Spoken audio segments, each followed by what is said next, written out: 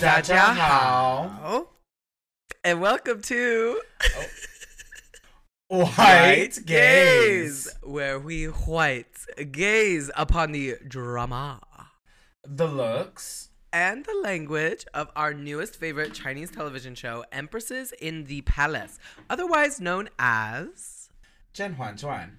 And today, y'all, I mean, we should have brought this very special guest in for episode 22, if you know what I mean. No, I don't know what you mean. What was episode 22? Girl, I mean, all I'm saying is that I'm ready to shake it off with our guest. Hi, it's him. He's the problem. It's him. It's the anti-hero of our generation. It is Taylor Swift. Talented, brilliant, incredible, amazing. Howdy, y'all. Oh my God, Taylor, your voice is so deep. I didn't expect that. I'm a cowboy. What did you expect? Yeehaw. How is your Eras tour going? I think they've worked out most of the kinks now, so we should be good. I know you boys don't like to hear that. Did I lie? No, I saw a video on Twitter of the bitch jumping into a pool or something. Did you see this? No. No? I'll send it to you. With the microphone? She I honestly, I don't know. But then I also saw the videos of her in the little rainbow look, her and the that one fag. Bless God and bless the gays. That doesn't narrow it down. Yeah. Ryan Seacrest? No, the one from Panic at the Disco. Oh, okay. The one from Panic at the Disco, and they're like dancing Brandy around. Nuri is gay?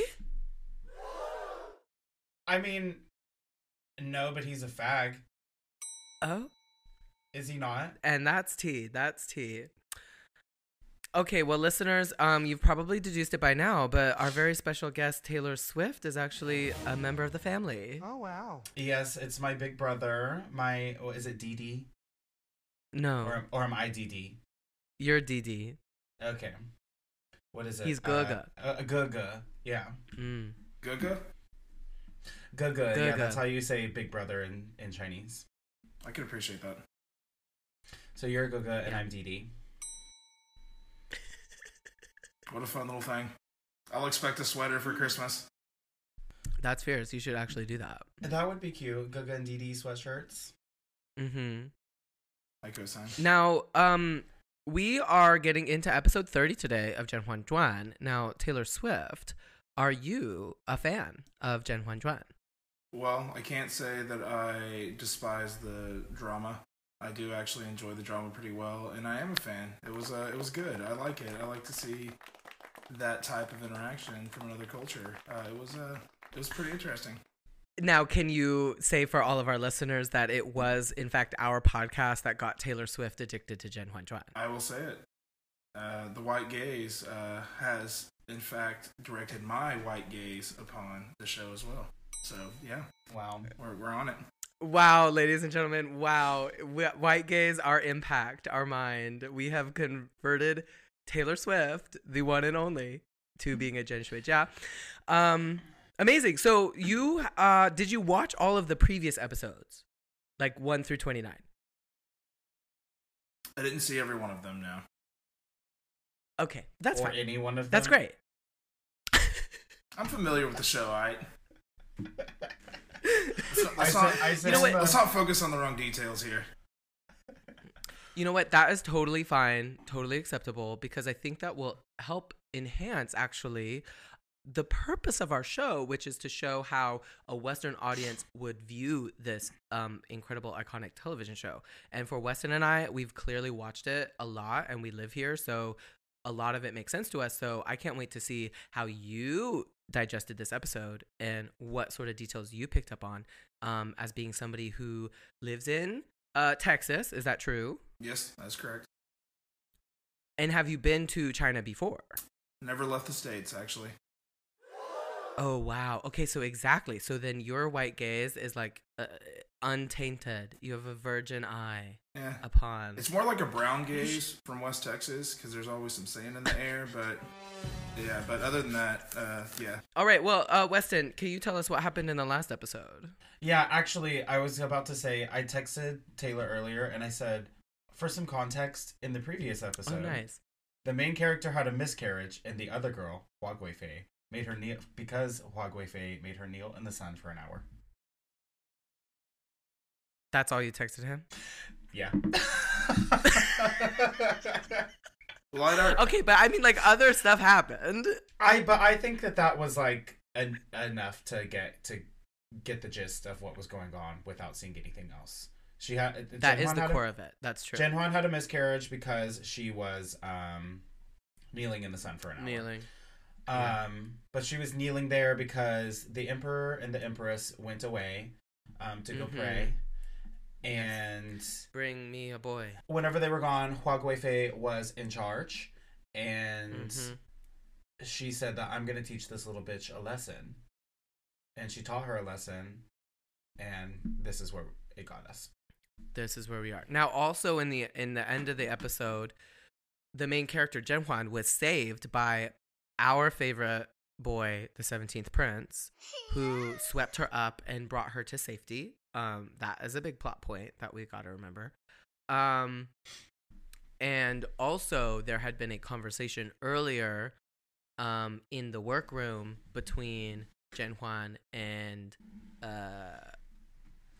Jing Fei, where Jing Fei was like, I can't protect you in all cases, and clearly here we are. Chi Fei, where was Chi Fei at? I don't know, on annual leave? Oh, she's not allowed to leave, is she? No. Oh, that's right. She got in trouble too. Oh, you forgot. In the last episode, another girl tried to poison Zhen Huan right before another girl caused her miscarriage. Yeah, I noted that from the commentary. That's some crazy stuff, man. You in danger, girl. It's a common theme because they are all trying to like gain favor because that is like their whole life. If they have favor within the palace, like their family will be set up and they will like that's literally the only thing. I was gonna say, what's the exact time period? 1700s. Like 1722, 1723. It's the Qing dynasty. Okay, that's what I was curious, like based on like historical accuracy. Yeah, Zhen Huan is alive at the same time as George Washington. That is an important fact that we discovered. So are there Western influences in the plotline at all? Absolutely not. Okay. Just curious. I mean, there was no international diplomacy. Yeah. Yeah, for my mental math, it was important to line up the two timelines. Like, they're on the same one. Yeah, unfortunately, in this time, for women to have any type of power or agency at all, they have to be a mother. And so most of the drama in this show revolves around who is a mother, who's trying to be a mother, whose motherhood has been aborted, and whose motherhood has been thwarted by the other girls. You ate that. So, are these like sister wives? Is that like Yes. Okay, I couldn't quite tell because obviously the emperor was like the main idol in the like everyone's scenario. So yeah, I couldn't quite tell exactly how that was set up. Yeah, every night he is presented with like a plate of name tags, and every night he just selects the name tag of the girlie he's gonna fuck that night. Paiza, right? Yeah. Yep. The girl that we see in the first scene, the one that got in trouble in this episode, Hua Fei, she used to be the emperor's favorite pussy. She is. I would argue that she still is. She still is. She is still the top girl.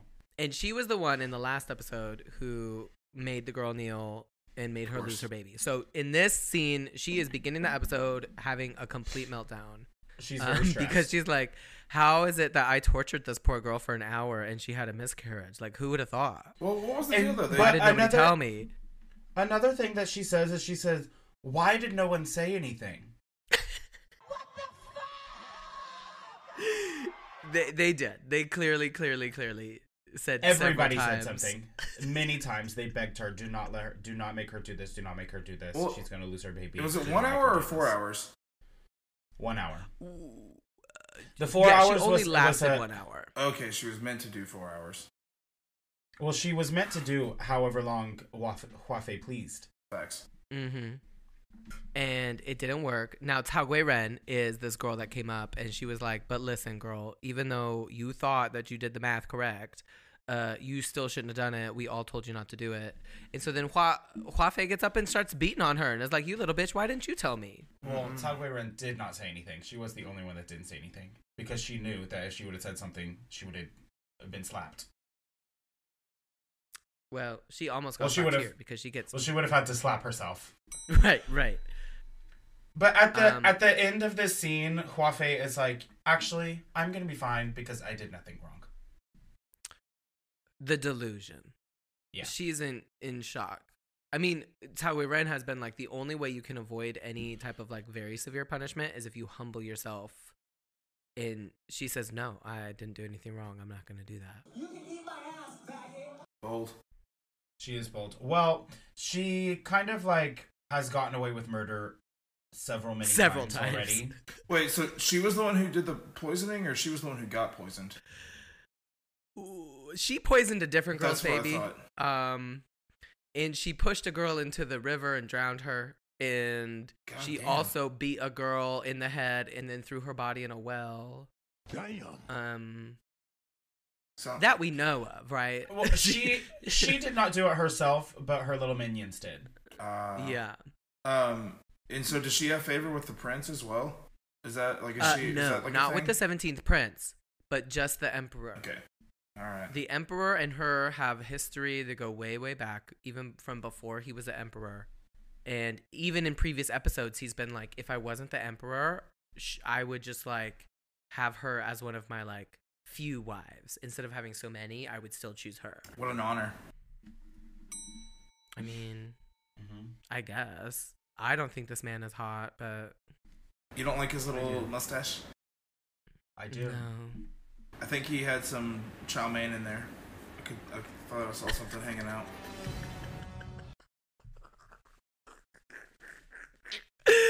In the next scene, Zhen Huan is in bed and she is unconscious. And they are feeding her in the strangest way. I know that she probably needs medicine and she's also unconscious and they don't have IV technology in this era, but it just seems like they're just pouring the spoon on her mouth and it's just going everywhere. Don't do it. It's a bit awkward. Listen, I've heard of girls in the United States like ordering an IV like whenever they're hungover. Do you think I could do that here? Maybe. Like, do you think I could get one on Ulama? No. I think you would have to go to a professional. They do it like if you get it like at your home, it's usually just like a traveling nurse that administers it, or like an IV. Lauren Ashley actually, that's like what she does now. She has a service that does IVs, like home service. Oh really? Yeah. Should we do an ad for her? I don't know her business. But you know, if you have a lot of American listeners in West Texas specifically, it might behoove them to have this information. Well, okay. Our listeners, and specifically me, want to know, are you an exhibitionist? What does that have to do with anything I just said? Are you asking me? Yeah. I know Weston is, but I just want to know if you also share that trait. I wouldn't say so. I am not. Interesting. Okay. I'm just a slut. Who enjoys nudity in public? But why y'all got to lie? I've never been nude in public. But I have a hot, sexy body and I like to show it off. I say it. What I say it. Yes. And you know who else has a hot, sexy body? Who? Probably nobody in the show. Nobody in the show because we don't see their hot, sexy bodies. But you know what I did see? Bundles. That's bitch. true. She's laying in this bed and she has bundles. She has hair. Right, her hair is dead. They did her hair for her sickness as they're pouring the medicine over her mouth.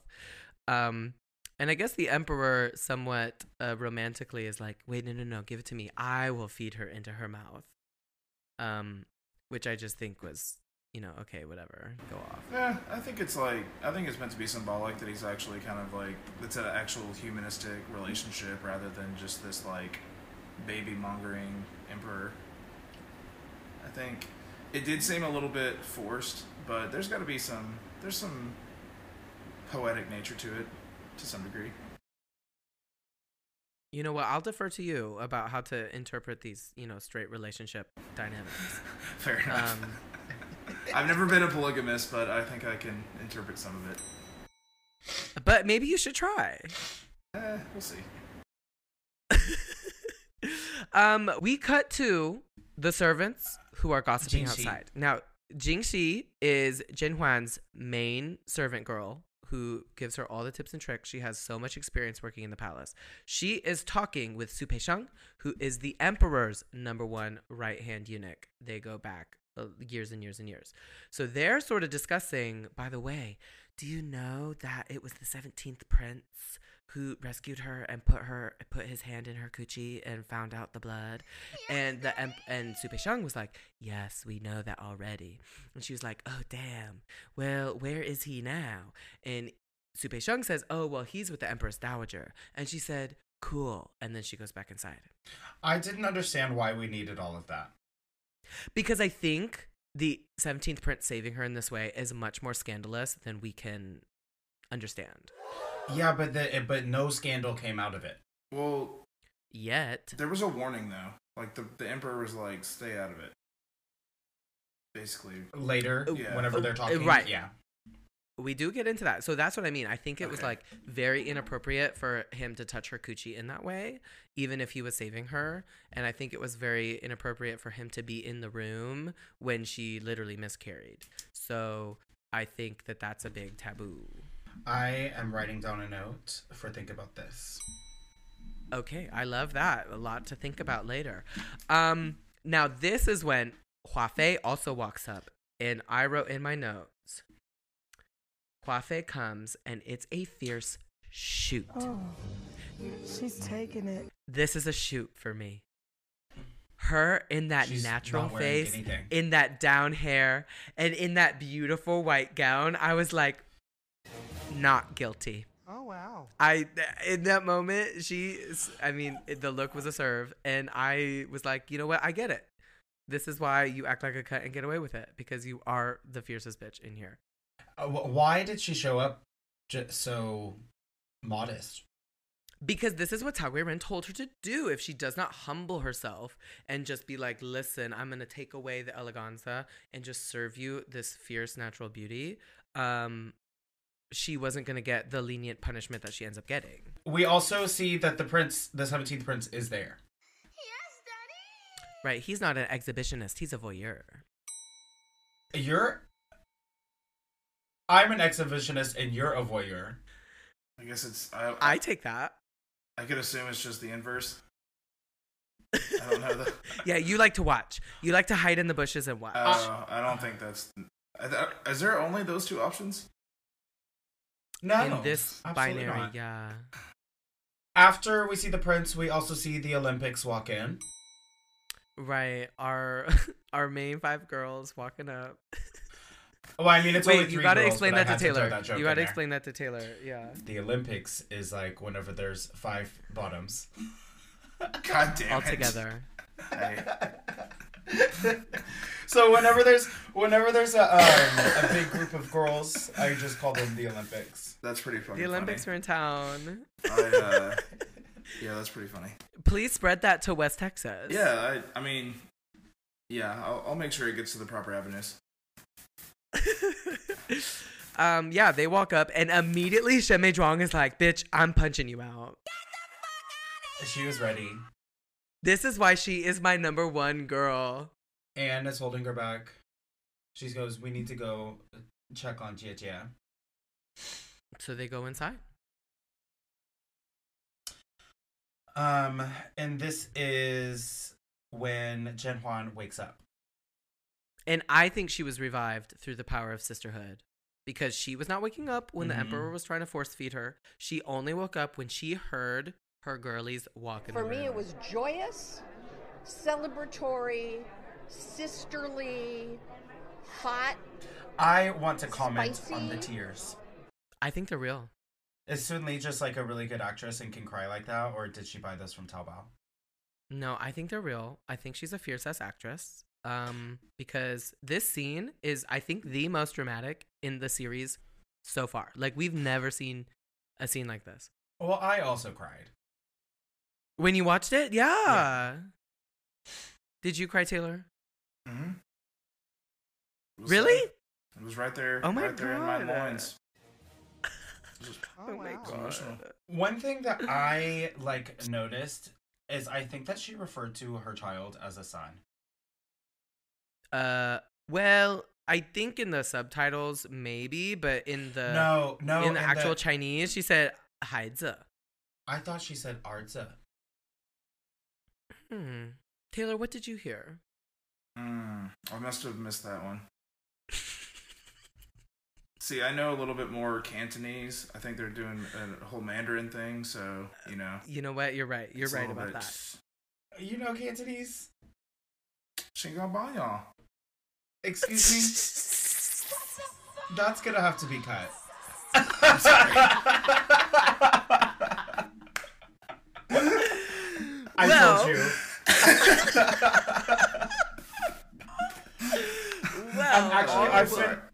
I have my VPN on Hong Kong, and the ads will come up in Cantonese, and it's a whole different ballgame. It's a whole different language.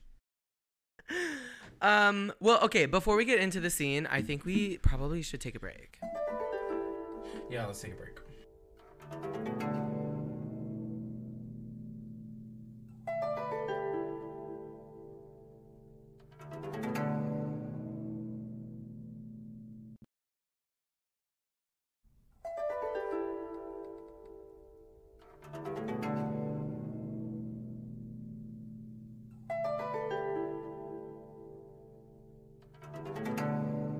We are back, and do not call me Huan Huan right now. Don't. Because the Emperor keeps referring to Zhen Huan as Huan Huan, and this is not the moment.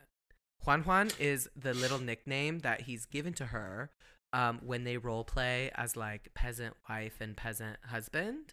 But I think in this moment where you have enabled my abuser to literally kill the child within my womb, you've lost that right. You cannot call me that. This is also when Shen Mei Zhuang steps in and she says, "No, we're not mourning right now. We need justice. We need to get that bitch in here, and we need to figure out what we're gonna do to her." Because this was not a natural miscarriage. Somebody caused this. Did I lie? Yes, all of that. I hate it after like a tragedy. People are like, well, we can't literally do anything because we're too sad. We have to mourn until people forget about it, and then we can maybe think about what to do next, but everybody's already forgotten, so guess what, I don't have to do anything. And the Emperor says, "Where is that shrew?" He did. I love that. I guess I've never heard that word before. Really? Maybe I have. Do you read Shakespeare? No. He has a very famous play called The Taming of the Shrew. Yeah, I'm not familiar with that one, actually. I in school we did like Romeo and Juliet and like Othello and maybe another one. Have you seen Sassy Gay Friend? No. What? Oh my god. Taylor, when we were in high school, Sassy Gay Friend was like one of the first like YouTube videos that every bitch was watching. Okay. Maybe I have seen that. My English teacher showed it to me because like freshman year whenever we read Romeo and Juliet, like she showed it in class. Oh my god, no, she didn't. She's wild. Which teacher? Wait, is this the one? Stacey Lee. No, is this the one who like knows Mandarin and like? Oh no, that's Miss Lovering. Oh my god. Wait, okay, Taylor, you have to tell me stories if you know this teacher He knows Miss Lovering because the last time that she was brought up on the pod, it was the wildest thing I've ever heard. Well, I had her in 7th grade. Did you ever in high school? No, I had her in 7th grade. Okay. Yeah, Miss Lovering. Well, Rest in peace. I think that she lives. What? Is she dead? Oh, I don't know. I mean, like, I just hope she's resting wherever she is.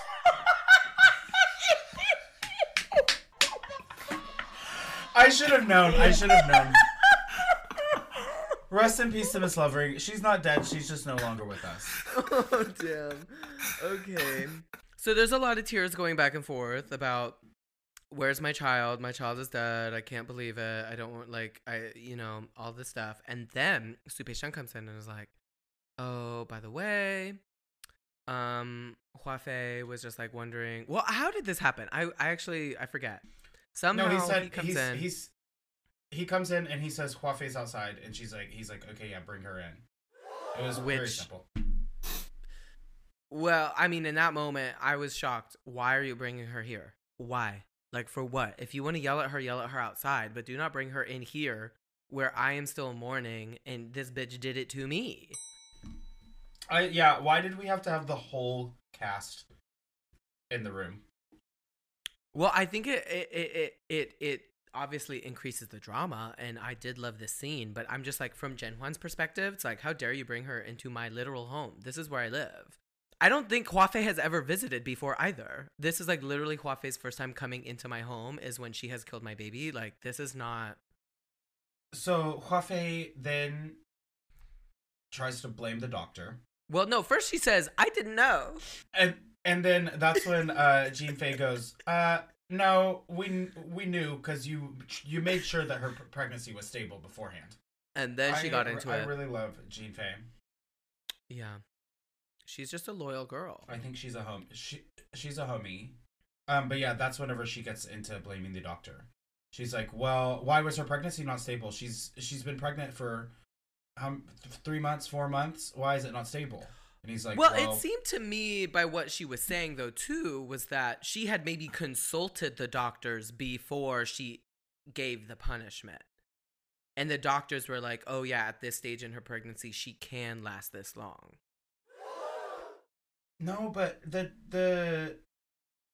the previous episode, the doctors were telling her that, like, you're really stressed right now, and it's summertime, so you need to lay low. Right. So, either way, there is this back and forth, he said, she said, about how long a pregnant girl can kneel in the scorching sun. And so she brings up the previous empress. Is it the previous empress or the current empress had a miscarriage? The previous empress. The previous empress had a miscarriage after 4 hours. So she thought that 1 hour would be okay. And the emperor says, no, do not compare yourself to the previous empress. You could never be the previous empress. You will never be on her level. Keep her name out of your filthy, filthy mouth. So what happened to the previous empress? Well, we don't really know. All we know is that the emperor loved her deeply, like on a true love level. But she was dead before the TV show began. And the current empress is actually the previous empress's sister. Which to me, I'm like, why would you even bring that up? Like, that's just gonna like make him more mad. Facts. And he calls her a vile wench. That was a pretty... Right. That was a dagger. I want to go back and like figure out what those words are, because I want to start calling that to the girls that are really slaying at Medusa. You vile wench. You vile wench. Fuck you. You would have been saying that. You would have been saying that to me. Okay. I was a vile wench last night. Okay, the bitches were eating me up. I want to smell like a slut. To be I mean, we don't have to talk about crabs that way, but yeah, sure. Guoming. But yeah, so Hua Fei is like, yeah, it's true. Everybody knows that I don't like that bitch. But she was just annoying me, Daddy. How was I supposed to endure that?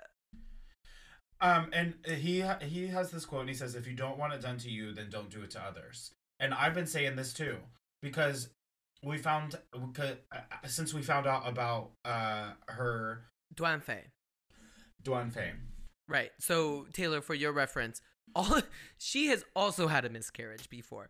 So, all the girlies in the room, Of the girlies in the room, Hua Fei's had a miscarriage. Zhen Huan's now had a miscarriage. The Empress has had a miscarriage. The Empress's dead sister has also had a miscarriage. This other bitch off screen that we haven't seen, Fuchak Weiren, has also had a miscarriage. They're obsessed with murdering each other's babies. So Zhuan Fei had a the miscarriage. Emperor, Shen Mei Zhuang had a fake pregnancy. A fake pregnancy, right. So it's like the Emperor was like, how dare you do this evil thing to somebody else when an evil thing happened to you. And he also has this amazing quote that's something like, I can't tolerate anybody with the hearts of snakes and scorpions anymore. 你这样心如蛇蝎的人真是断断不能一再容忍。 And so then that's where we get the big reveal that she is being demoted back down to Fei. She is no longer Hua Fei. She's just Nian Fei, which is her family name. Her real name. And she lost her job. And she is not allowed to be spoken. She's not allowed to speak unless she is spoken to. And she must kneel outside for 4 hours at noon every day. Wait, but I think the proceedings of this is actually, so the first three things all happen sort of at the same time, right? She loses the name, she loses the title, she's not going to be spoken, or she can't speak unless spoken to, and she doesn't get to, manage the household chores department. But then she's like, oh my God, Daddy, have mercy on me. And I was just thinking to myself, how dare you, bitch? That to me, like, just losing all of those honorific titles, like, it doesn't actually mean shit. Like, he should literally be killing you right now for what you have done. And then you have the audacity to say, oh, baby, have mercy on me. And then he's like, you know what, bitch? You think I haven't given you mercy? You're right. You know what? Actually, now you should go outside every day at noon and kneel for 4 hours and have a taste of your own medicine, bitch. How about that? Damn. Yeah, because you know what? I also want justice for Shen Mei Zhuang having to kneel. Yeah. I mean, nothing happened to her and she's not pregnant, but... So Not nothing. Greg Abbott beat her. Greg Abbott? Yeah, he came in and he beat her. Oh, wait. Greg Abbott's not in this episode. No. Well, he was in it before. He's not... I don't think we see him again. So, but Taylor Swift, we'd love to know your thoughts on Greg Abbott. You mean Hot Wheels? Yes, we mean Hot Wheels. Yeah. Well, I wanted to go to his last meetup here and push him out of his chair. Is like pretty much what the consensus was. Exactly. Okay, so there is a character on this show that we don't like. We don't like, and he like walks with a limp, and so we call him Greg Abbott because he's yeah, we wanted to know your thoughts on walking. Him. Would you say it? He's hard of walking, and so we call him Greg Abbott. We don't only cultural appropriate on this podcast. We're also ableist. Oh, nice. Well, we're only ableist to the evil people. Well, if he can sue a tree, then people can have mental health issues. So, literally, fuck the man. Sue a tree? Yeah, that's like... He literally... The reason he's crippled is because he was on this, like, property with these, like, 100-year-old trees, and a limb fell and paralyzed him, and then he sued the property. It was fucking hogwash. Look it up.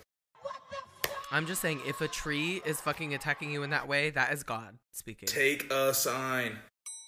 Just fucking die already. Yeah. So he tells Hua, or not even Hua Fei anymore, Nian Fei, that's her name? Nian Fei. He says, Nian Fei, get out. Chu chu. Choo choo, bitch. 我要出去玩. Chu chu. It's like a chu, it's like the first one is a chu, which is like a chu chu, like a, the train, chu. Mm-hmm. And then the second one is a chu, which is like the chu. I feel like I don't have the right palette for the dialect yet. I haven't practiced it much. It is. So it chu, is, when you think of hard. when you think of chu, it's like you're going chu, but it's like in the back of your. Yeah, throat. you're like in your jowls basically. True. True, yeah, it's like true, and your tongue is like kind of curled upwards, like true. Okay. True. And then chu And then chu is like your tongue is very like straight and it's at the front, and you're just going chu, chu, and it's like a. Is that one? Is that one with an X? No, that's the one with the V. It's like the QV. We can go on to grammar later. Sorry, I just QV. I'm definitely always really interested in the language. No, I have to say this is the part of the grammar that like actually fucks with me, and the part that I don't get the most. But it is very similar to English, where it's like the difference between come in, come out, come on, come up. It's like Chinese has all those different directions as well. So chu is like to go out. Like the action of to go out, and then the chu is the away part. Chu lai is like to go out, but like to approach. So like if you say chu lai, it's because like you're outside and you want somebody to come out towards you. But if you say chu chu, it's because you are inside and you want that person to go out away from you. So he really made a statement with that one. There we go. Yeah, he's like, get the fuck out. Yeah. Get the fuck out of here! And she does. She does. And then he also sends everybody out. And he's like, just let us be together. Let me just be with Hua Huan a little bit. But before he does that, and she's like, when she does go out, when Hua Fei does go out, she's like, Su Pei Sheng, he's never been this mad at me before. Like, what do I gotta do? And he just shakes his head and he says, girl, get the fuck out. Go home. Go home. Go home. The lady said go home. The man said go home.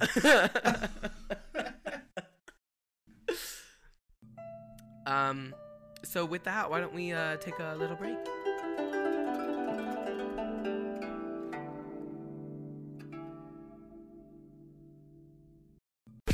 It's time to shake it up with InstaShake. As sexy sirens who are always living on the go, Big Westi and I definitely know how difficult it is to keep a healthy lifestyle while slaying the girls. And we all love a big old shake.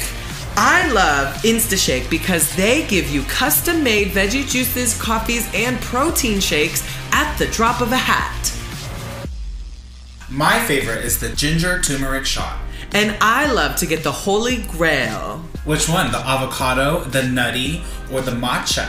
You know, on different days, I try different things. Now, the next time you go to InstaShake at one of its many locations in Shanghai, make sure to let them know that the white gays sent you. And maybe one day they will actually sponsor us.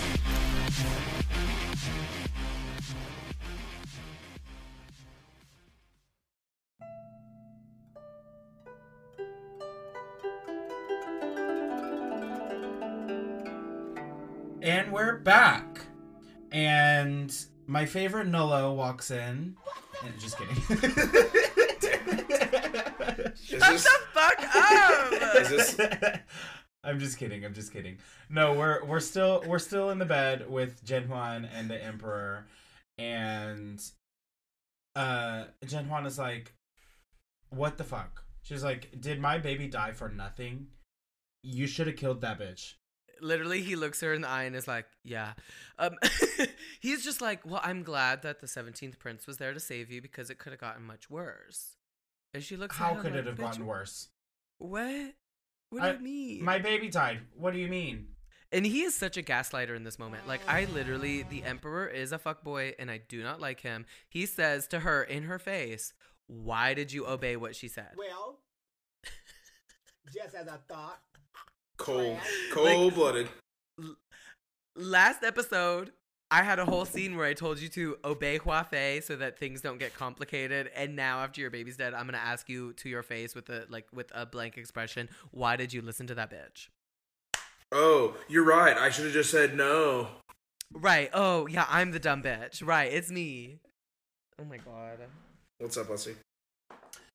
Taylor. Hua Fei keeps getting away with things because her brother is the general in the army and is like slaying the wars. Gotcha. And so she's like she has all this favor because the emperor is like trying to keep this good relationship with the general. Gotcha. It's just it's just layer after layer on this one. And so that's what he brings up is he's like, well, I can't punish her too hard because I need to think about the affairs in the palace. He mentioned something about the general, I feel like, or in the country, and I didn't quite catch that. So thank you for clarifying that. That's brought up in a few scenes later, and in the scene wherever he's talking to the 17th Prince, to his brother. But like, she better preach to him, because she says, like, did my baby die for nothing? And he's like, well, I gotta think about all these like boy stuff and wars and shit. And she's just like, yeah, but that bitch killed your child. Your child was murdered by this man. It's not just about me. It's literally about you. And he's like, well, I promise you one day I will get you your justice. And she's like, I'd love it if you could tell me when. 那么就请皇上给臣妾一个准信。总会有那么一天。You ate that. And he says one day, and she's like, yeah, that's what I thought. He also and lays back down in such a dramatic way. He's like kind of vague though. This is me just trying to invest as much as I can, but he basically I'd already picked up the fact that she wasn't the only child bearer in the situation, and so he phrased it in a weird way to where it was like, not like, he was like, there will be plenty of time for more children, which I thought was like, you had your chance, there's gonna be others. Like, I don't know if it was like, I feel like it was even more dismissive of her situation, like, personally. Very much that. Mm-hmm. He's like, well, yeah, I'm sorry that this other bitch like murdered your baby, but like, you're very young, you're probably gonna get pregnant again later, so it doesn't matter. And she's like, my literal child that was inside of me is dead now. Well, I think you could even read it a little. And it happened yesterday. Facts. And it was because of you. She throws it back at him too. She's like, don't ask me why I obeyed her. Let me ask you why you put that dumb bitch in charge. Hey, he has nothing. He's just it's all crickets. Literally, there were crickets in the background. So, she gathers him. He tries to comfort her back. He's like, oh, are you blaming me? And she's like, oh. I would never do such a thing. I'd never blame you, Daddy. But, she rolls her eyes, and we know she's blaming him. And I am too. Yeah. Why did they have to go out of town? They don't have a Buddha to pray to at the palace? Isn't actual Buddha alive in this one? I do want to point out, I don't understand what they were, but before we move on from this scene, there were a lot of cutaways to the Empress, which I think were trying to signify some type of meaning. I wrote that down too. I don't know what that meaning was. I don't know what that meaning was. I wrote that down. I specifically wrote it down that there was a weird shot to her whenever they talked about the previous Empress. Well, because it was her sister, miscarriage. I guess. Should I say something problematic? Yeah. Yeah, you should. Yeah. I feel like maybe my sister. All right, too much tea. Damn. Okay. Well, anyways, in the next scene, Shen Mei Zhuang is serving really sassy girl with Dr. Wen. Now, Dr. Wen is in love with Zhen Huan. I don't know if that was clear. That was not. But this man who's like wearing the red hat, he's a doctor, and his name is Wen. And so Dr. Wen... He's the head doctor, actually. Well, now he's the head doctor, yeah. And so Shen Mei Zhuang comes in, and he's like, I just don't know. And she's just like, I know you want to ask it. Go ahead, ask. He's dead. He's dead. This, like, opens up a theme that is reoccurring in the episode of, like, she shouldn't have had a miscarriage from sitting there for an hour. So something else must have happened. So I need you to check the medicines to see if somebody has been poisoning her. Which honestly to me is kind of bullshit, because I'm just like, okay, great. The writers are again giving Hua Fei another out. Like, she's done the evilest thing that you could do on television. We all saw it happen. And now you're going to write in some like backdoor of like, oh no, it actually wasn't her fault. Like, I don't buy it. No. If you're pregnant and you have to kneel in the scorching sun for like hours and hours, of course that is going to give you some complications. So I'm not going to accept any other explanation. I don't believe that it came out of the lab, okay? It came from the wet market. And Hua Fei made her kneel, and that is why and that is why she had her miscarriage. Hold on, though. That is it. Who else has it out for her? For who? For Zhen Huan? For Hua Fei. Like, for Hua Fei? Everybody. Everybody. Oh, the powers that be have it out for her. You probably caught on to that in the last scene. Facts. So, is it that implausible that somebody else would have sabotaged, like, that scenario where they're like, oh, I know she's going to try to punish her? Like, they'd have to be pretty quick thinking, I'd suspect, to try to, like, have done something to cause her harm. But I'm just saying, even though she is the bitch, she might not have been a solo actor in this tragedy. Well, she never is. She has minions, The only other plausible person... She has lots of minions. The only other plausible person to me is the Empress, because the Empress tried to poison her the episode before. Well. And she's just gone. She's praying.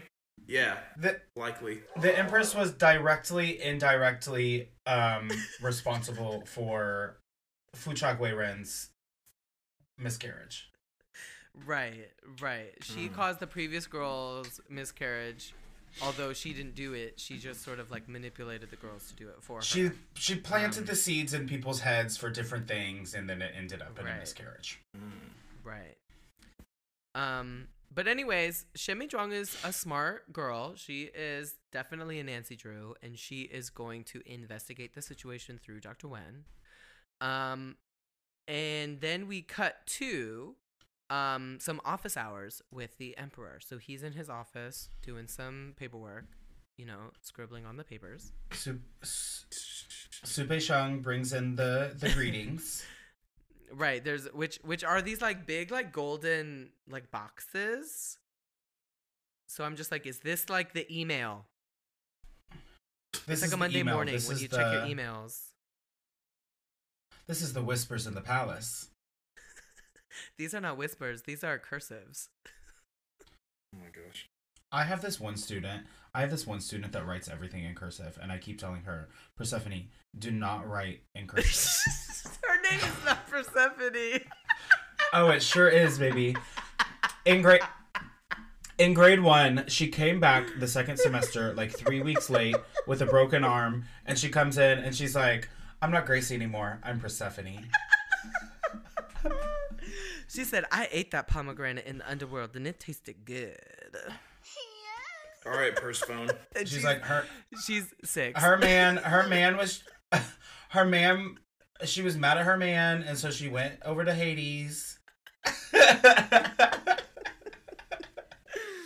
Damn. Okay. Well, anyways, in comes the 17th prince. No. No? That's not now? No. No, Su Pei-sheng brings in the greetings. Oh, right. And they just tell us that there is one from the general. And he's like, well, he's been sending quite a lot. This is the second one. Another one. We the best music. Are you trying to relate to the streets? Shout out to Western culture.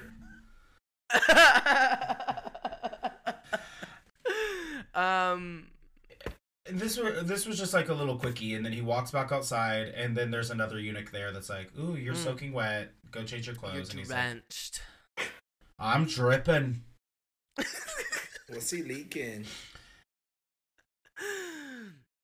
Damn, it's just like a hot day. But this is just this is just a very big scene setup. They're like, "Oh, it's a hot day. My garment is soaked. Oh, it's noon. I wonder if Hua Fei is sitting outside." Right. Ooh, it's noon and it's hot. Right. Let's go check in on Hua Fei. And baby, the camera budget. They got the aerial. I didn't know. Do you know if they had drones at this time? What was this? 2011? 2011. 12? Yeah, 2011. There could have been drones. Well, anyways, they got the aerial shots, they got the close-ups, they got the wide shots, it's everything. And she's just kneeling. And Michi Meow Meow comes in. Oh yeah, we call her little maid Michi Meow Meow because she got her hair up like Mickey Mouse's wife. Gotcha. Otherwise known as Minnie. Okay. Some people call her Minnie Mouse. Okay, yeah, that's true. So anyway. Oh, right after Women's Day. That joke doesn't work anymore. It's been weeks. It's been weeks. 2 weeks after Women's Day, and you're going to just belittle Minnie Mouse to Mickey Mouse's wife. That's all she is just his wife. Listen, because we're not allowed to talk about orientation in schools anymore, I can't refer to their sexual orientations. Y'all aren't allowed to? You just did. You said wife. Oh, damn, I did. Sorry. Fire me for being too woke, Ron DeSantis. Okay. Yeah, anyways, she faints. And I'm like, you know what, bitch? You deserve it. I say it. What I say it. It was a moment of reckoning. She deserved that. This is whenever we see the 17th Prince. After she faints, we cut back to and let me tell you, he's got inchianas. Girl, is that 40 inches? Baby, that ponytail was down to the floor. 40 inches human hair. I thought it was fierce. I'm like, I do think. Okay, so Taylor, tell me, what do you think about this like haircut that all the boys have, where it's like very cut all the way till the end, and then it's just like one braid? It's very, very Ming Dynasty of them. What? Well, it's the Qing Dynasty. Well, I know, but they were mimicking the Ming Dynasty, so. And you know what? None of us can know if that's actually true or not. But either way, we'll ask Beaverhausen. It's a style for sure. Would you do it? Would you go to Burning Man with this hair? I think that Burning Man is the one place I would go with that hair. Facts. Okay. There we go. Taylor, have you ever considered being bald? I used to shave my head a lot. Well, let me tell you, Big Westi cannot help but every fucking Monday morning waking up and texting me, I think I'm going to shave my head. Don't. It's worth it. I'm in a growth stage right now, so I'm on the opposite, but... Me too. I'm also in a growth stage. My hair is a fucking mess, and my kids are not shy to tell me. Well, luckily, nobody is telling the 17th Prince that he needs to shave his head because he's serving Inchianas, but he's also coming in to apologize. He says, I'm sorry, Gaga, but I did put my hand in your girlie's coochie, and I just wanted to say that I had to do it to save her life. And the emperor was like, oh, no, I understand. It's cool. Don't worry about it. Yeah. Is that shocking? No, I don't think so. Well, I mean, to me, it wasn't like scandalous. It was just like part of the drama, but I think in this moment, maybe the stakes are higher than I think they are. Because, you know, like in Western TV shows and like, especially in historical TV shows, like we be touching girls' coochies all the time. So it's just like, it's not a big deal. But maybe for them, it's a big deal. Well, I just like, I guess my question is like on their relationship, Emperor, Prince, are they like... Do they have this kind of understanding where it's like, hey, I know you're always after like the best interest, like to where it's like okay to have this amnesty, or is it like, is it out of character for the emperor to do it, to like be okay with this? Well, I would say that okay, so they have the same dad, they just have different moms. So that's number one. They're both the son of the previous emperor. They just have different mommies. Thanks. But I will say that they're very close because actually in a previous episode, it was Zhen Huan's birthday party. And he actually said, 17th Prince, you are going to plan Zhen Huan's birthday present from me. Yeah. And then when they gave the present to Zhen Huan, they did this like 3-way handhold, which to me meant that they were in a throuple now. Righteous. For you, it meant that, but it did not mean that in the slightest. Well, but I'm just saying, like, from my perspective, that is what's happening. Well, maybe not, like, obviously not a intimate, but, like, they definitely had, like, that secure some sort of bond anyway. Yeah? Like, it's pretty, like, significant. I think at this point, if Zhen Huan did fuck the 17th prince, like, one time, the emperor would say, okay, whatever. Yeah. But twice? Maybe not twice. Well, we'll get into that in a moment. But first, sports.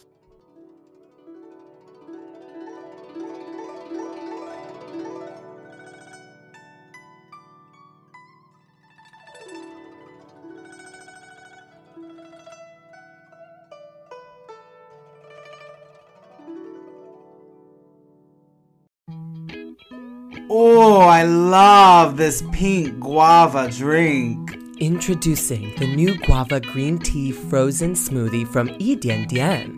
One taste will transport you back to all of the tropical shores of all of the destinations that you would like to visit, but you cannot because of travel restrictions. Tasting of guava and green tea, you can imagine yourselves frolicking between the waves. Head on down to Dian Dian now. You can buy this drink between the months of June and July, so it is no longer available.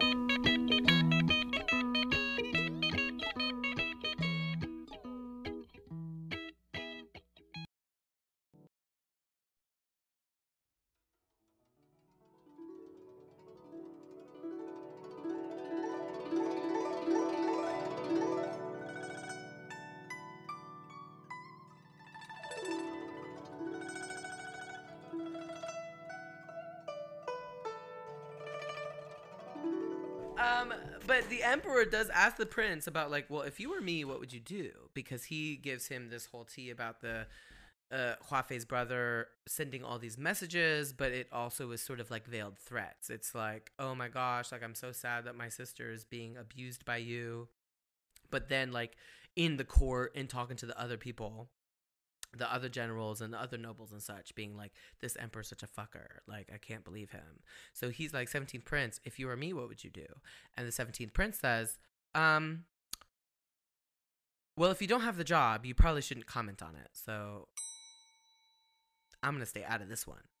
And he's like, no, I give you permission. Keep my foot out of my mouth. Yeah. Mm-hmm. But he's like, no, but tell me really, what do you think? Did he say, honestly, I didn't write down much from the scene. Yeah, what was his response? I don't like the boy drama. The boy drama is the most boring part of the show, that's true. But I think what his response ended up being was like, what you do to one affects the other. So like, when you punish Hua Fei, it's also punishing him. But if you're very lenient to Hua Fei, then that will make him feel like he can get away with a lot more stuff too. Which he does. He gets away with a lot of stuff. Did I lie? Did I lie? Did I right. fucking lie? I don't like him.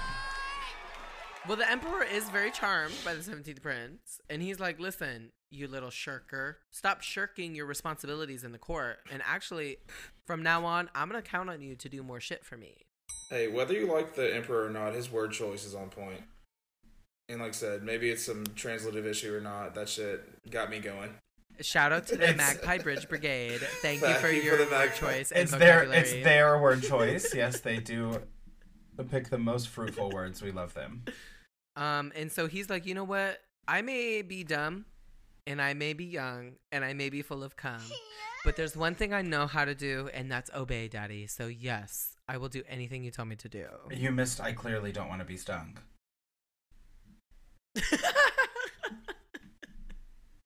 Well, he doesn't. It's true. In the next scene, Hua Fei wakes up. They give her the lowdown that she passed out, and she's like, "Oh, but did the emperor come to check on me?"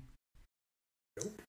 No, see, that's the thing. She immediately wakes up and she says, "Did the emperor visit?" So I'm just like, "Girl, you knew what you're doing. You've just been like pretending to be asleep until." Oh, did he come? No, Daddy wasn't there. Daddy is not coming on anything.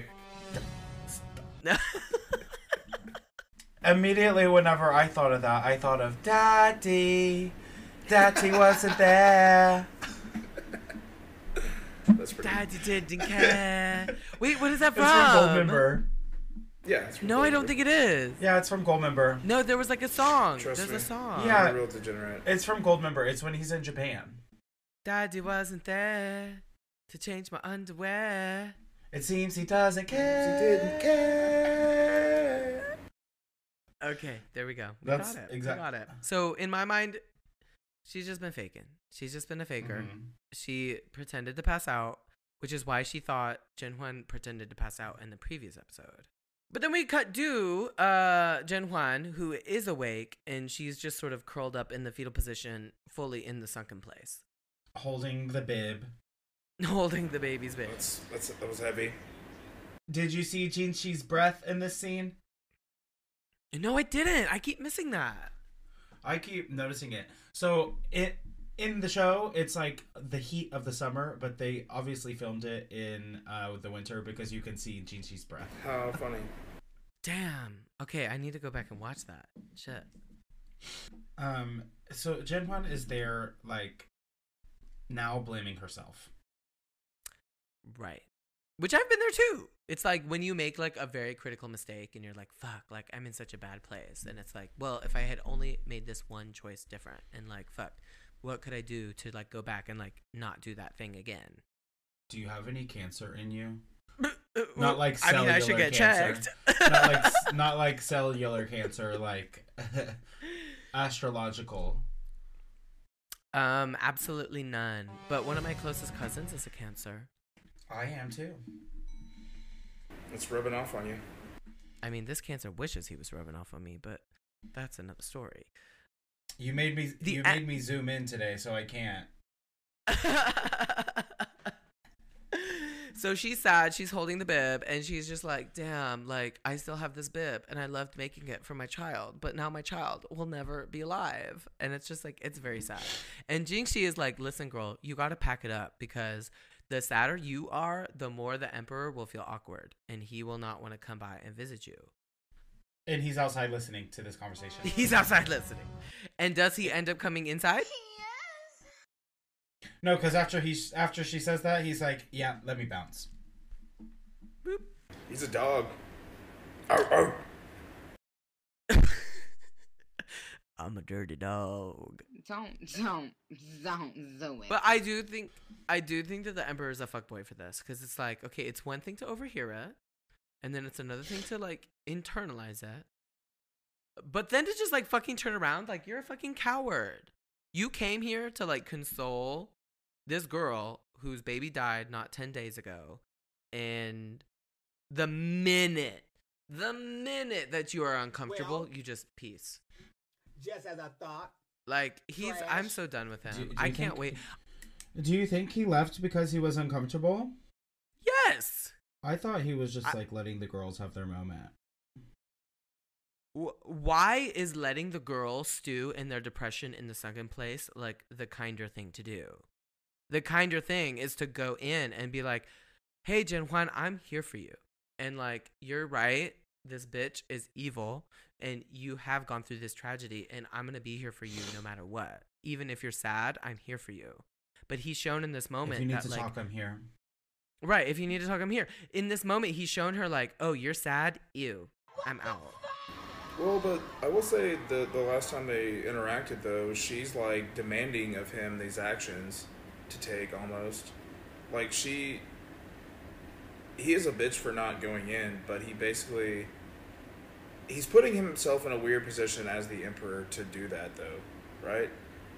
To maybe to like go in there and like subject himself to like her demands or her wishes when it's like, no, I'm actually, which again, fucked up, but I think that's kind of like one of the things you can read on that is that he's just like, well, you know what, I don't have to do this shit. If that's what she wants, fuck it. Like, that's true. He's just a dirty dog. Yeah. And it's to me, it's very dismissive too, because you're right. Like, he is the emperor. He can be like, fuck this girl. I've got like lots of other girls I can get pregnant later. Obviously, the emperor doesn't know that the show is called Zhen Huan, the story of Zhen Huan, because otherwise he'd be treating her a little better, I think. Because then guess what? He leaves and he immediately goes to bitch to his mama. Well, this is where the poisoning comes back up. So they mention they're like, well, they're like, yeah, trying to take the blame off of Hua Fei. She's like, yeah, we also agree with Hua Fei that like there's no way that this could have happened for just sitting outside for an hour. So maybe it was the incense, but we know because we are the administrator of the incense that it's long exposure that causes the infertility, not right. She was just in there for a few days. It's not going to, for a few hours. It's not going to cause any issues. So Taylor, and the emperor fully says like, "Be it Shuola." He's like, "Oh, don't mention it," because he's in on it. He knows too. What the emperor doesn't know, and what the Empress Dowager also doesn't know, is that they brought it out specifically while she was kneeling and was fanning the fumes at her face. Drama. But I think it's going to be real drama. Well, okay. I mean, that'll be for later, for when we think about this, because suddenly, as the emperor is leaving, they're like, "Oh, by the way, Dr. Zhang is here," and Dr. Zhang is like, Zhen Huan's like personal doctor. And he's like, "Listen, after these recent events, I'm retiring. I do not want any more part of this bullshittery. I feel like I failed here. I'm too old for this shit. Just let me go back to my home." I have some think about this for that too. Oh, you do? Well, because I'm just thinking about like, well, he is old, and I'm surprised that the emperor was just like, "Cool, go." Very confusing. Well, do you think that like, well, what if he is like maybe guilty for something and he's like, "Oh, let me get out." Okay, well, are we ready to get into it? Yeah, let's get into it. Because I want you to think about this. If Shen Mei Zhuang, in her investigation, gets some traction and they also discover about the incense, how damaging will that be to the emperor and the Empress Dowager and the Empress? Because it's the three of them that are in this plot to make sure that Hua Fei never gets pregnant. I think that could be like brought up because we do have they were fanning the incense at him, and Dr. Wen is a very fierce scientist and doctor, and he probably will get to the bottom of that. He could. And very discreet, very discreet. Well, so do you think he already knows? Like, do you think he's already, like, come to this conclusion and that he feels the burden? That he's like, how am I going to, like, create this uprising against my emperor? Like, do you think he already feels, like, the weight of that situation, like, to the full extent? You're talking about the doctor that just quit? Yeah. Like, that's why he's like, I've got to, like, absolve myself of this situation altogether. Oh, I see. Trenton was talking about a different doctor. But that's where I was getting at with that, was that maybe he does feel guilty for something, or he is guilty for something, and so he's like, let me just leave. Or, at the very least, think about this. He already knows that Hua Fei fully accused him in that previous scene. So he's like, I'm not about to stick around to, like, be murdered. I'm just gonna, like, get out for nothing. I've still got, like, a horse. Yeah, like, yeah, I definitely think that. And the Emperor, but see, here's the thing to me, think about this. I think the Emperor is a little bit too allowing of him to retire. He, like, doesn't fight with him. He's just like, oh, you want to retire? Cool, go for it. So it's like, in my mind, it's like, are you already planning to, like, if the incense stuff comes out, to pin it on this man who's retired? He ran away. Right, who ran away, quote unquote. Could be. Now, this is very future speculations going on here, but think about this. What we've seen in the in the opening credits, that there is more than one kid. Okay. What if Zhen Huan has 2 baby daddies? I don't know that she'll have baby daddies in the future. You don't think I think she'll really only have one baby daddy. No. Only she don't would think only he's let gonna beat that shit up? No, I think he wants to. I think he's going to. But okay, but I think the only condition on which that he would get to beat that pussy up is if the emperor died. Which I hope happens, to be honest. I'll say that now. Episode 30, I hope this fucking bitch fuckboy dies. Wow. And that's why you were kicked off Twitter. That is. I did say that. I did. Yes, I did that. It was about Kevin McCarthy, but yeah, I did do that. Okay, well, great. How about we take a break, and then when we come back, we can get into some whispers, and then we can give our very special language challenge to our guest. Perfect. Can't wait.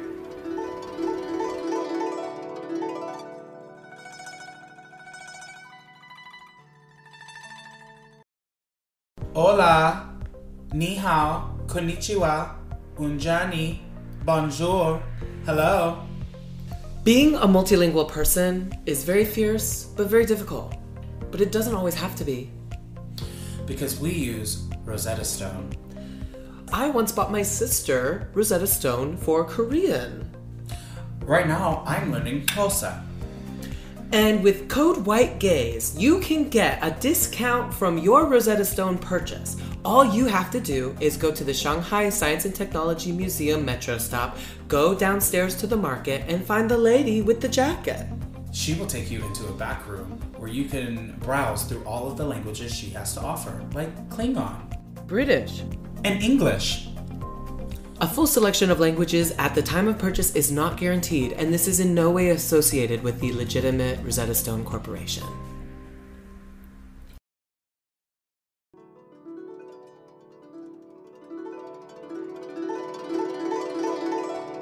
Okay, we are back, and it is now time for Whispers in... Oh. No. It's not time for Whispers in the Palace, actually. It's time for...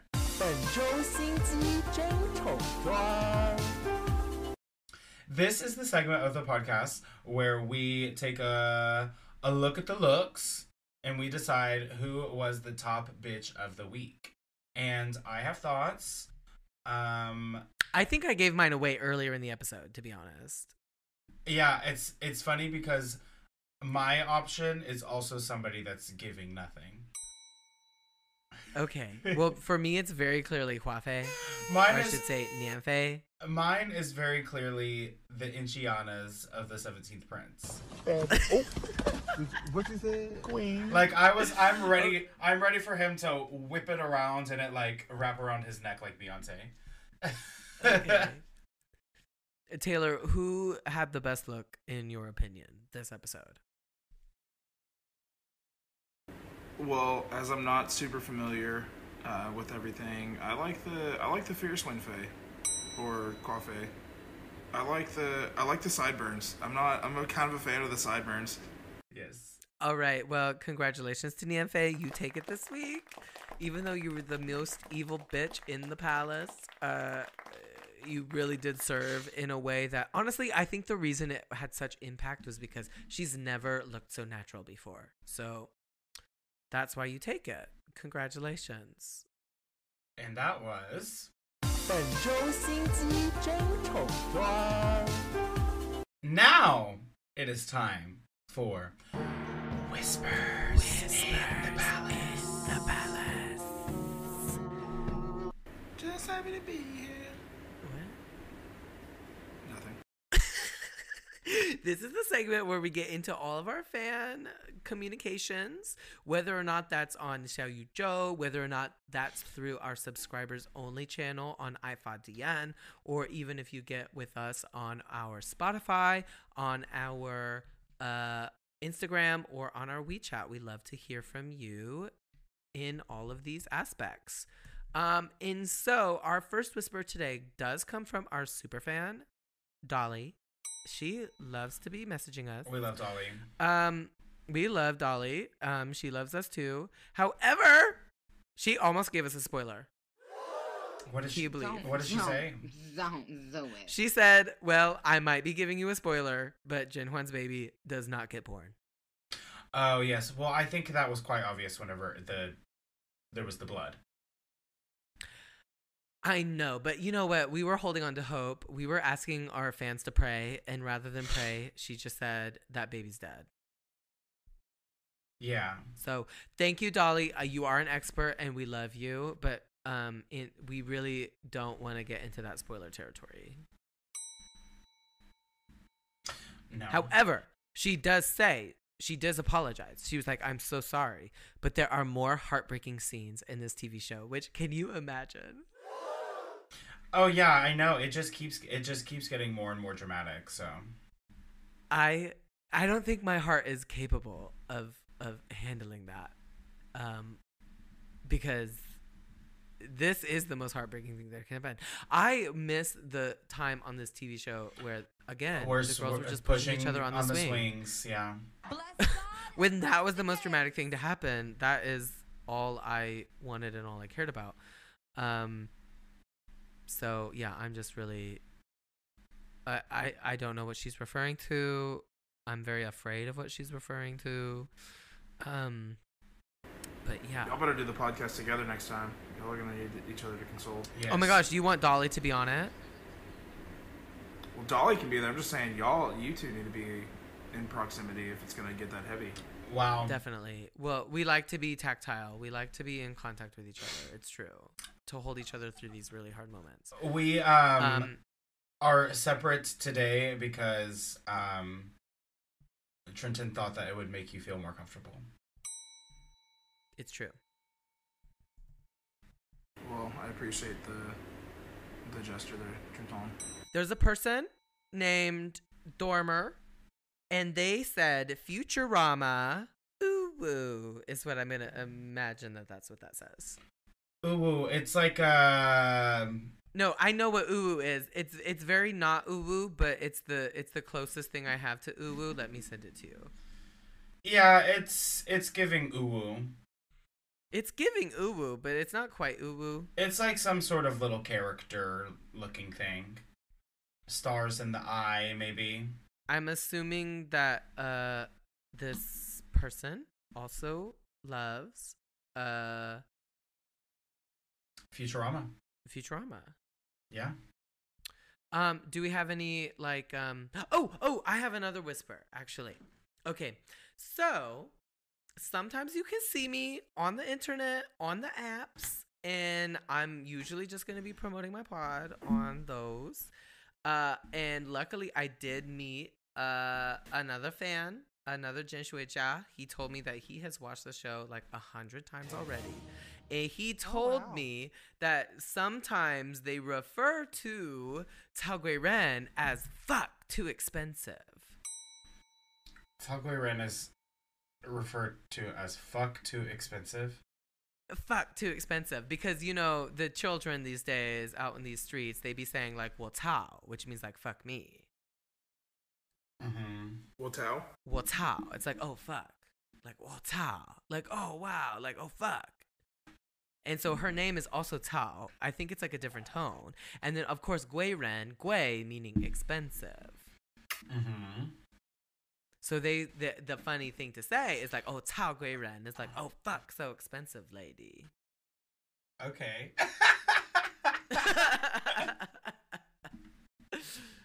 Oh, so your little tweet got some traction?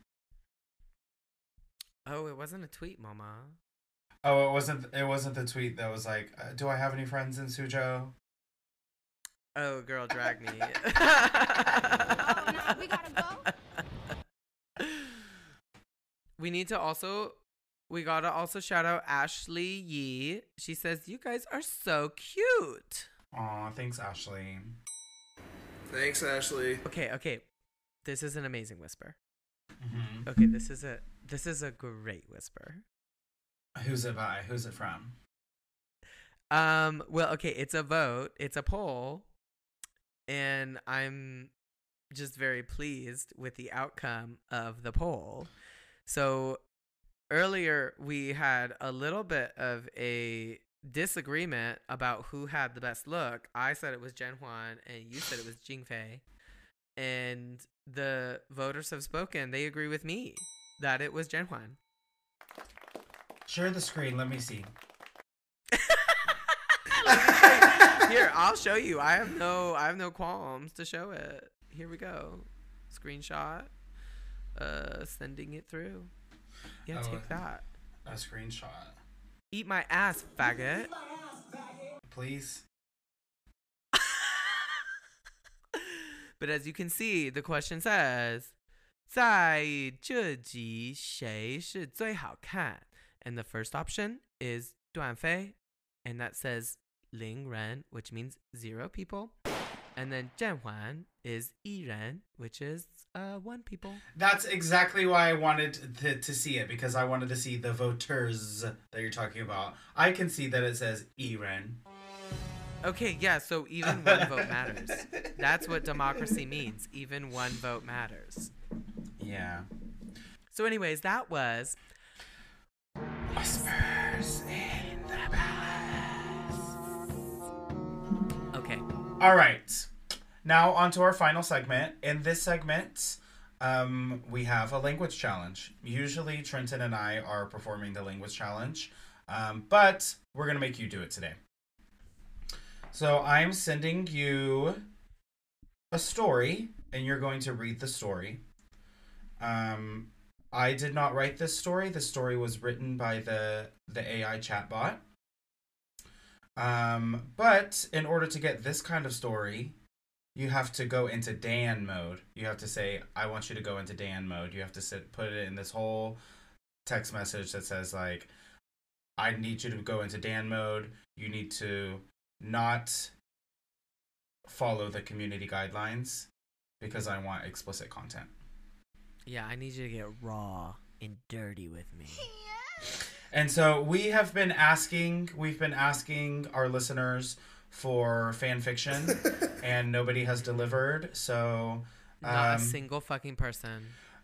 A friend of the pod, Hua, sent me one. He had asked the chatbot for some fan fiction, and I played around, asked, and this is what we received. And so you are going to do a dramatic reading of this. Right. And before you begin, we should clarify there is 2 words that you need to learn. Huang Shang is emperor. So when you see 2 characters next to each other, just assume that it's Huang Shang, because there's no other 2-character word that we will teach you. So can you repeat after me? Huang Shang. Huang Shang. Huang Shang. Perfect. Yeah, it goes up and then down. Huang Shang. And then Shan or Shang? Shang, like Shang-Chi. Okay. There we go. Huang Shang. Here, I can I text him the pinyin? Yeah, you can. Huang Shang and pinyin? Pinyin is the English spelling, or like the spelling of the characters. Do I even know what it is? Like the English words. Do I even know what it is? Huang like yellow and Huang. Yeah, Huang like yellow. And Shang like Shanghai. And then Shang like Shanghai. Yeah. The next one, I actually need to look it up. Okay, Shang. That one's easy. What's the next one? Yeah, but I don't actually know what the tones are for that. So let me look. Damn. Okay, so it's su. So like the first tone, which is like su, and then you got pei, which is like the second one. It goes up, and then shang, which is like down. Su pei shang. Su pei shang. Perfect. Okay, so those are the 2 words you're gonna need to know: Huang Shang and Su pei shang. Okay, so when you see, oh, damn, I'm hitting my own microphone. When you see those in the story, that is what you're going to need to go with. So are you ready to deliver us this spicy fan fiction? Yes. I'm Wait, ready. what should we call this challenge? Sweet fantasy baby? Sweet fantasy baby, yeah. Okay, let's all sing it let's all sing it together, okay? Oh, when you walk by every night, talking sweet and looking just the right, chorus. Just I the get chorus. kinda Just the hectic chorus. inside. You ate that. Just the chorus. Just the word sweet fantasy baby. Okay, here we go. 3, 2, 1. Sweet fantasy baby. In the majestic world of the Qing dynasty, Emperor ruled over his vast empire with wisdom and strength. The imperial court was filled with intrigue, and the harem was at the battleground for power and influence. Amidst the chaos, a loyal, talented courtier named Su Peixing served the emperor with unwavering dedication. As Su Peixing's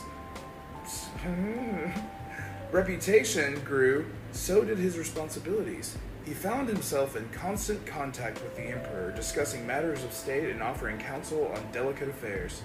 Over time, the two men developed a deep bond of trust and respect. The emperor admired Su Peixing's intelligence and loyalty, while Su Peixing was inspired by the emperor's wisdom and vision for a better future. One fateful evening, under the enchanting glow of the lantern-lit gardens, the emperor and Su Peixing found themselves alone, sharing their dreams and aspirations. As the conversation deepened, they realized their connection had transcended mere friendship. Their hearts were intertwined, bound by love that defied tradition and social expectations. In the shadows of the palace, their love blossomed. Hidden with the prying eyes of the imperial court, they would steal tender moments whenever they could, cherishing each other's company and reveling in the warmth of their shared affectionate boners. Their love story, though veiled in secrecy, would be remembered as a testament to the power of love transcending social boundaries and the rigid structures of the imperial court. So here we go, Huangshang. Huangshang, sorry, I knew I was going to forget that one. So Huangshang and Su Peixing are alone in the imperial chamber, the moonlight illuminating their naked bodies. The air is filled with the scent of jasmine and musk, and the tension between them is palpable. They exchanged heated glances, their desire for each other evident in their eyes. Without a word, Shang approaches Su Peixing. Su Peixing. That's... Yep. Wait, where am I at? And kisses him deeply. Oh, there we go. And kisses him deeply, their tongues entwining in a passionate embrace. Su Peixing moans softly, overcome by the intensity of the moment. As they break the kiss, Peng Sheng traces his fingers along Su Peixing's collarbone and down his chest, pausing to flick his thumbs over Su Peixing's nipples.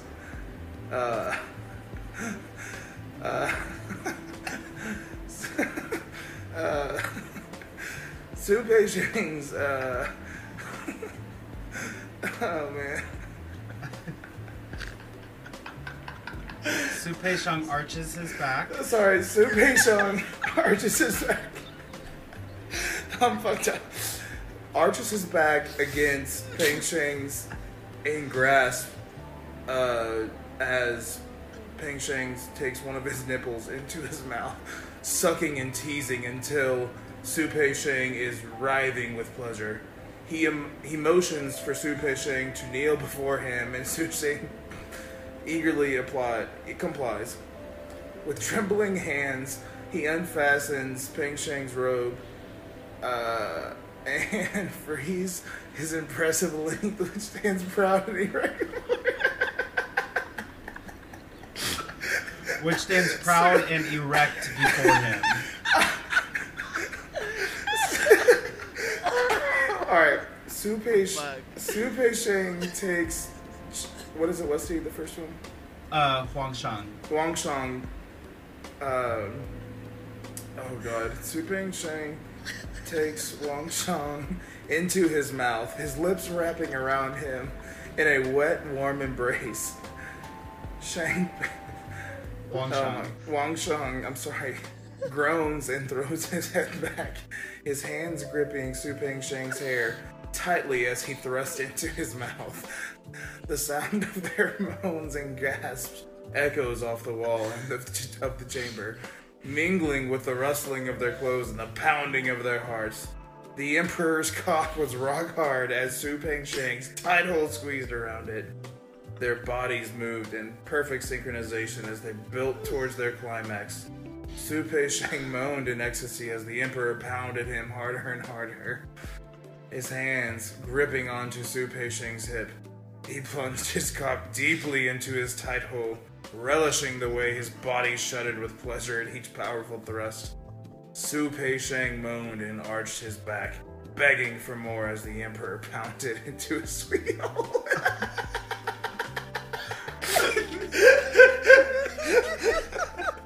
Oh my god. Oh shit. With increasing urgency, with a final explosive burst of energy, he released himself inside him, filling him with his hot seed. Finally, they both came together, their bodies shaking with pleasure. The Emperor pulled out and collapsed onto the bed, pulling Su Pengsheng into his arms. They lay there basking in the afterglow of their lovemaking. But fate had other plans. The court was rife with jealousy and ambition, and their secret love could not remain hidden forever. Whispers of their forbidden romance spread like wildfire, fueling conspiracies and machinations among their rivals. As the storm of intrigue threatened to tear them apart, the Emperor and Su Pengsheng knew that they must face the consequences of their love. Their devotion to each other was unwavering, but they understood that duty and honor came before personal desires. In a heart-wrenching farewell, the two men vowed to cherish the memories of their love, carrying the warmth of their bond in their hearts as they returned to their separate paths. Scene. Wow. That was intense. That was moving, intense. I couldn't handle it. That was everything that we've been waiting for and more. Thank you, Taylor Swift, for reading that dirty, dirty erotica. Well, I haven't got to say any of those words out loud before, so that was pretty fun. Yeah, so I feel like you've learned something too. So you should be thanking us for this opportunity. Peng Sheng, for sure. Su Sheng Peng, for sure. Amazing. Well, I think you win something. Yeah, I think you've passed the challenge. You win a free case of beer from your brewery. Woo! Can I redeem it today? Amazing. Yeah, you can. It's ready immediately. Oh yes. Well, thank you so much for joining us. Taylor Swift, the one and only. Is there anything you'd like to promote or plug for all of our listeners across the world, international? Well, first off, shout out to White Gaze. Thank you for bringing me on. Love to, experience culture however it comes. And this was a good way to, get to see an insight as to, what the Eastern world views as good drama, good tea. And you know what? Love spending the time with you guys. Thank y'all for bringing me on. But big shout out to Two Dogs Brewing Company. #BeerIsArt. Support art, support local breweries, support beer in general. You won't regret it. And also big shout out to Lubbock Live Festival for the Arts, going on our 3rd year, raising awareness and funding for underprivileged and undersupported arts programs in the Lubbock area.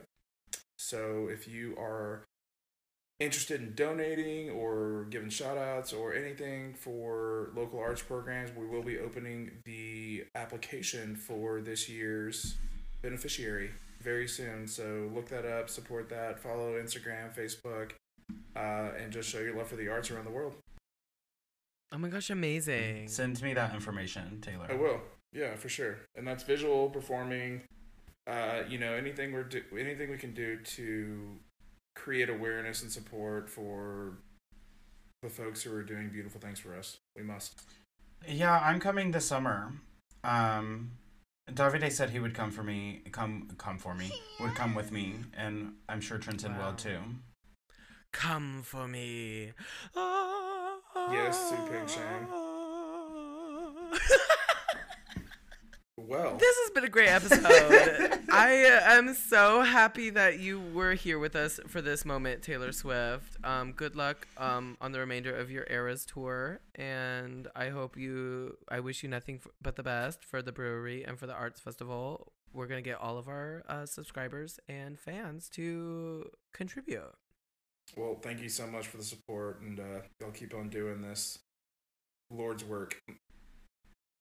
Yes. Amitabha Buddha. Namaste. You're a bottom, Buddha. What you talking about? Oh, okay. Well, anyways, we end every episode by saying the Chinese phrase for goodbye, which, Big Westi, will you lead us in this? The only thing left to say is 再见. 再见. If you like White Gaze, we would love for you to leave a review of our podcast, give us 5 stars, and don't forget to subscribe to our podcast wherever you listen from. You can also support us by signing up to be a subscriber by going to anchor.fm/whitegaze/subscribe. You can follow us at @reverse_cowboy_ and at Officer Trenty, and our White Gaze account is at White Gaze Podcast. You can find us on Instagram, Douyin, TikTok, and the Anchor app. White Gaze is not endorsed by Beijing TV Arts Center. It is intended for entertainment purposes only. Zhen Huan and all names, audio, pictures, and video clips are all registered trademarks and/or copyrights of their respected trademark and/or copyright holders. White Gaze is a podcast hosted by Weston Swift and Trenton Schneiders. Produced by Trenton Schneiders and Monty Shaw. Sound and audio by Trenton Schneiders. Media by Monty Shaw.